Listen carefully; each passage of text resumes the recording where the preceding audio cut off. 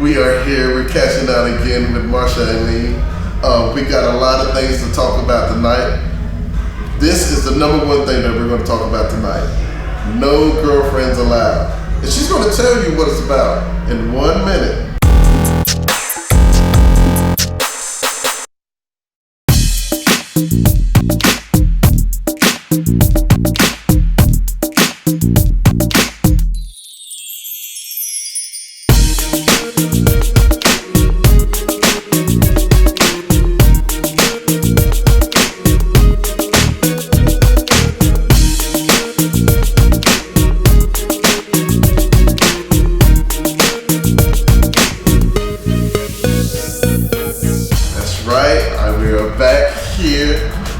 CashNOut, and guess what we have today? We have one of my favorite authors, philanthropist, very, very beautiful. And I want to first off, I want y'all to see what this is. You understand what this is? This is a real book. This is not a color book. It has pages, no pictures, so it's not like no pullouts on this thing. But this is called No Girlfriends Allowed. Now I know the title may mess you up, but I have someone who's going to explain what No Girlfriends Allowed means. And I want to introduce her. She, as you can see, she's wearing Vera Wayne. She's about to get probably what's that? What's the list? New York. New York Best Time. New York Best Time bestseller. Because she, outside, you're going to see in a minute, she has a crowd of people that are all going to buy this book. I'm going to purchase this book too. Miss Marcia Alene. Alene? Depends on the okay, I'm French, so sometimes Alene. So tell us what No Girlfriends Allowed means. No Girlfriends Allowed was a set of questions I had when I was 14, entering the whole, I like a boy, you know. And I went to my pastor. I grew up in the church. Went to my pastor and I said, you know, what is a girlfriend? I found mad side chicks in the Bible, mad wives, no girlfriend. So what am I supposed to do as a girlfriend? And I went through the rest of my life just doing what society tells us to do. Right.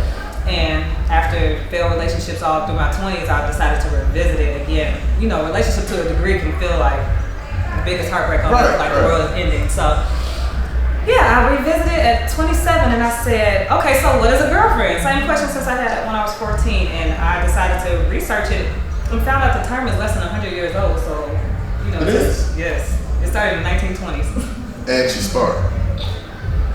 So, again, I agree with that too, because throughout history, I really don't see, like, in the Bible, you don't see girlfriend, you don't see Job had a girlfriend. you know what I'm saying? Jesus with the girlfriend. With his girl. You never seen that, but and begging Messiah. Yeah. We'll talk about that later.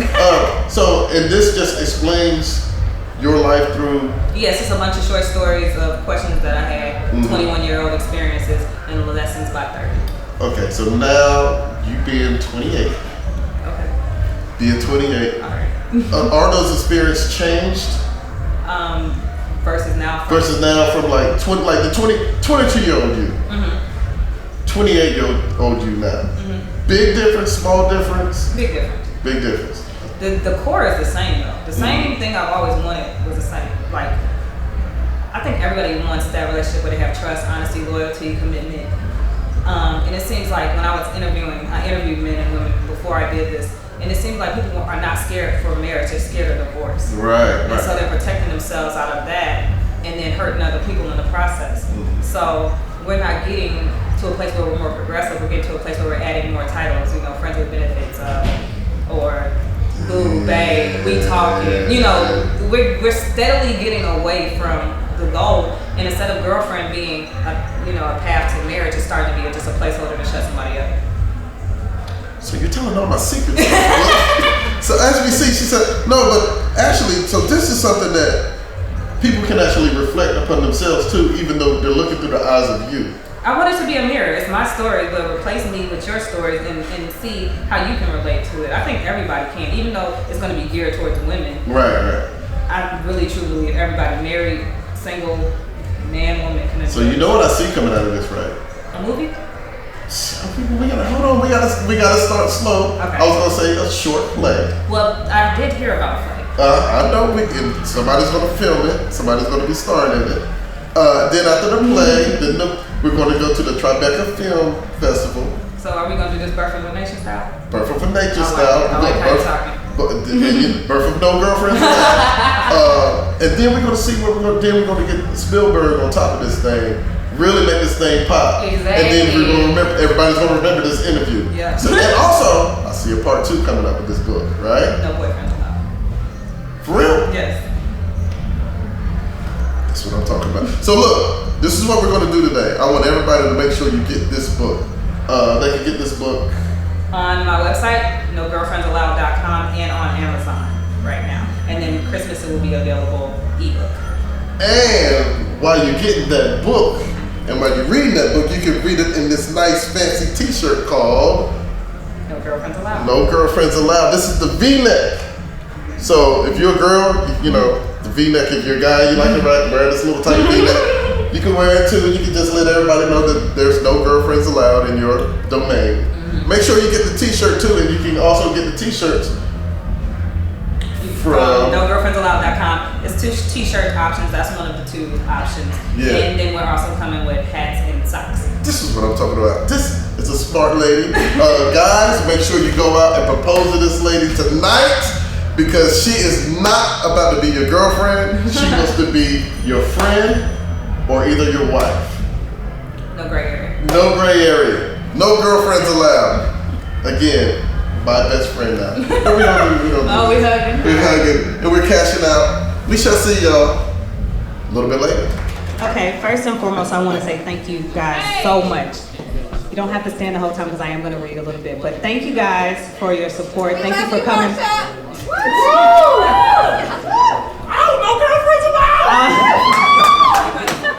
Y'all are so silly. I'm not going to cry.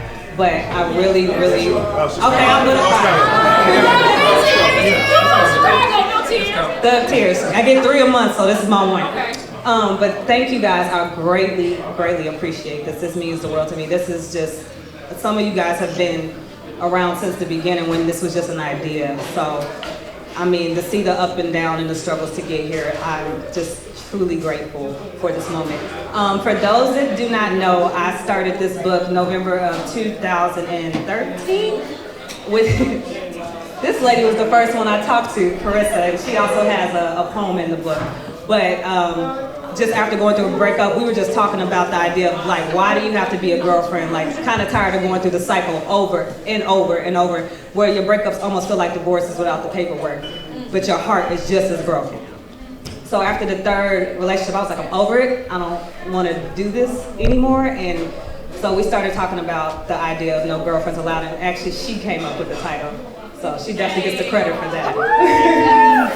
But for those that don't know, the book is about questions I had at the age of 14, asking my pastor what it meant to be a girlfriend, experiences I dealt with all throughout my 20s, and then the lessons I learned in my 30s as I'm beginning. So I'm going to read just the intro, or a little bit of the intro.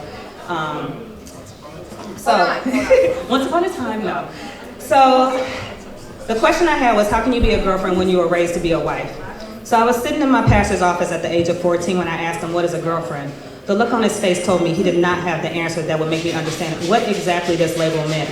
I wanted to know why it existed, where it came from, and I told him I searched from Genesis to Revelations and I could not find one girlfriend. Plenty of concubines, and of course married women, or as we say today, women on the side chicks. Yes, throughout the Old Testament, there were practices of multiple wives, but that was somewhat of a cultural thing based on my understanding at that time. So if there was no mention of a girlfriend, then why is that something that we practice today? I remember the pastor staring at me and he just said that's just a step that we take to get to know someone. So my next question was, why is this a necessary step? So needless to say, I was still confused and left at that. So I went on my own research and realized that the boyfriend-girlfriend term is less than 100 years old. Why was it introduced in the 1920s? How many labels have we added that's taken us away from marriage?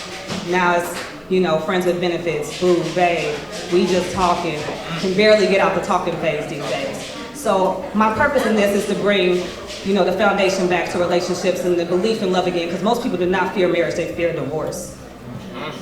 So I want people to be healed, whole, and learn a lot about themselves through this book, and I want everybody to replace my story with theirs and just look at this book as a mirror, and hopefully we can bring love back again.